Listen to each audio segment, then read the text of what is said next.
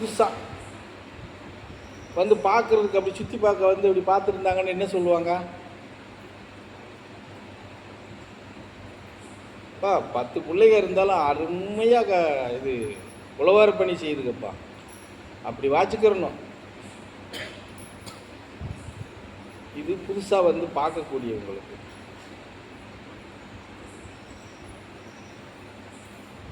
போன மாதம் அதுக்கு முந்தின பூசை 3 பூசைக்கு எல்லாம் கொசு நாரி போய் தானே இருந்துச்சு. இப்போ விட்டுருந்தா இவ்வளோ சௌகரியமாக உட்கார முடியுமா?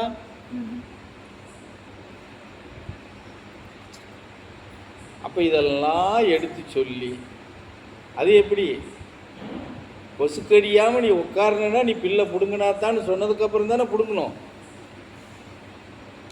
அதுக்கு முதல்ல அந்த பில்லை பிடுங்கணுங்கிற எண்ணம் யாருக்காவது வந்துச்சா? ஆனால் வராது. அப்போ இங்கே இருக்கிறவங்களுக்கு தான் தெரியும் இது எடுத்து விட்ட பூனை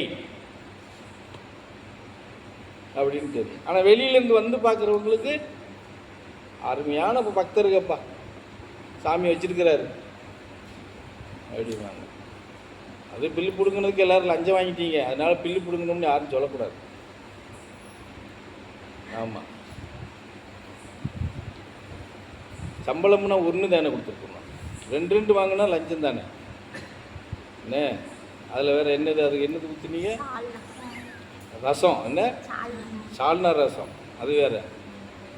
அதனால் வந்து யாரும் இல்லை நாங்கள் அப்படி சேவைன்னெலாம் சொல்லாதீங்க என்ன அப்படின்னு நான் சொல்லுவேன். சரியா? வெளியிலேருந்து வந்து பார்த்தவங்க என்ன சொல்லுவாங்க? நல்ல பிள்ளைங்க, இப்படி செய்துக்கு வர. இது இயல்பு. மனித வாழ்க்கை தரங்களில் நம்ம சுற்றி வரக்கூடிய நிலைப்பாட்டில் இயல்பு. என்ன நடக்குன்னு நம்ம யாருமே யோசிக்க மாட்டோம். இப்போ நம்ம ஊரில் இருக்கிறோம்னா ஒரு பெண்மணி இருப்பாங்க, இல்லை ஒரு ஆணை இருப்பாங்க. அவங்க சூழ்நிலை சந்தர்ப்பத்துக்கு ஏதோ ஒரு லைனில் போய்கிட்டு இருப்பாங்க. ஆனால் நம்ம ஊர் என்ன பேசும், தெரு என்ன பேசும்? அதுக்கு காது மூக்கு கண்ணெல்லாம் வச்சு பேசும். சரி, அவங்களோட தனியே அவங்களுடைய சூழ்நிலை சந்தர்ப்பத்துக்கு அவங்க அவ்வாறு மாறி இருக்கிறாங்க அப்படின்னு ஏதாவது நம்ம எடுத்துக்கிடுவோம்? எடுத்துக்கவே மாட்டோம். அவங்க மேலே அப்படியே சேரவாரி இறச்சி விட்டுட்டு போய்கிட்டே இருக்கும். இதுதான் நம்ம குணப்பாவங்களுக்குள்ள சார்ந்து வரக்கூடியது. சரி, இதை எப்படி மாற்றிக்கிறது அப்படின்னா, திருப்பி திருப்பி நம்ம அங்கே தான் போய் நிற்கணும். இந்த குணப்பாவங்களை நம்ம மாற்றிக்கணும்னா எங்கே நிற்கணும்? அந்த ஆன்மீகத்துக்குள்ளே தான் போய் நிற்கணும்.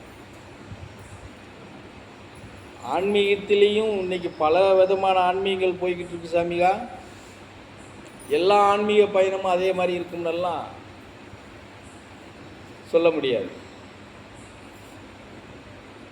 அது அப்படி நீங்கள் எடுத்துக்கிட்டிங்கன்னா நாங்கள் தைரியமாக என்னை போல் பரதேசிகள் நாங்கள் ஆணவத்தோடையே வெளிப்படுத்தலாம். சிவசித்தாந்தம் சித்தர்கள் நிலைப்பாட்டில் மாத்திரம்தான் சமநிலை இருக்கும். பெண்ணாக இருந்தாலும் சரி, ஆணாக இருந்தாலும் சரி, முதியோர்களாக இருந்தாலும் சரி, குழந்தையாக இருந்தாலும் சரி, சமநிலை எங்கே இருக்கும்னா இங்கே மாத்திரம்தான் இருக்கும். வேற நீங்கள் குரானை எடுத்தாலும் இருக்காது, பைபிளை கையில் எடுத்தாலும் இருக்காது, பகவத்கீதையை கையில் எடுத்து போனாலும் இருக்காது. அங்கே இந்த பிரிவினைவாதம்ங்கிறது இருக்கத்தான் செய்யும். இவங்க வயசானவங்க, இவங்க வேலைக்கு ஆகாதவங்க, எப்படி சிறிய குழந்தைங்க, இது விளையாட்டு பருவத்தில் இருக்கிறது, இது வேலைக்கு ஆகாது அப்படின்ட்டுருவாங்க.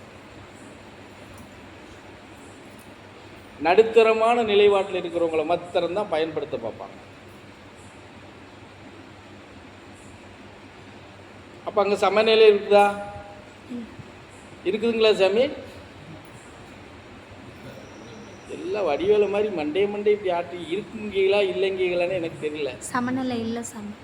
சரியா? சமநிலை இல்லை, அங்கே இருக்க.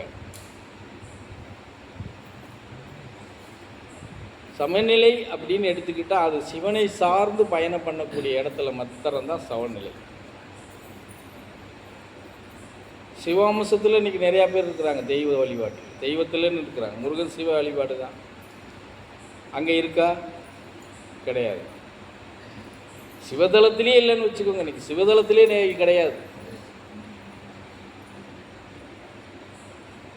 சிவதளத்திலே பெரிய பெரிய பிரபலமான ஆலயங்கள் இருக்கு இல்லையா, அங்கே போனாலே சமநிலை இருக்கா அப்படின்னா கிடையாது.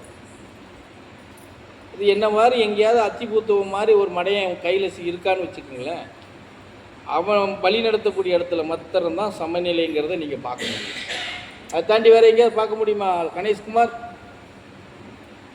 சும்மா வாய் திறந்து பேசுங்க. பாப்பா வந்திருக்கான்னு பயப்படாதீங்க. ஏன் உங்கள்கிட்ட கேட்குறேன்னா, நீங்கள் ஒரு சில இடத்துக்கு போய் வந்த ஆட்கள்ங்கிறதுனால கேட்குறேன். அதே மாதிரி பரமசிவமும் சொல்லலாம், சமநிலை இருக்கா? சித்தாந்தம் கடைப்பிடிக்கிற இடத்துல கூட சில இடத்துக்குள்ள கிடையாது. இப்போ பாம்பாடி சித்திர மடத்துக்கு போனீங்கன்னா இல்லை, நம்ம சாமி தான், அவர் வழிபாடு தான் பாம்பாடி சித்திர சங்கரன் கோயிலில் நடத்துகிறாங்க. அங்கே சமநிலை இருக்கானா? கிடையாது, சுத்தமாக கிடையாது. அதுக்காக எல்லாம் நம்ம சாமி தாங்க இருக்கு அங்கே இருக்குன்னு சொல்லிட முடியாது, பொய்யாயிரும்ல. புரிஞ்சதா? இது எங்கே அதை சொல்கிறேன் இல்லையா, 1000 பேர் இந்த மாதிரி வர்றாங்க அப்படின்னா ஆன்மீகத்தில் வர்றாங்க.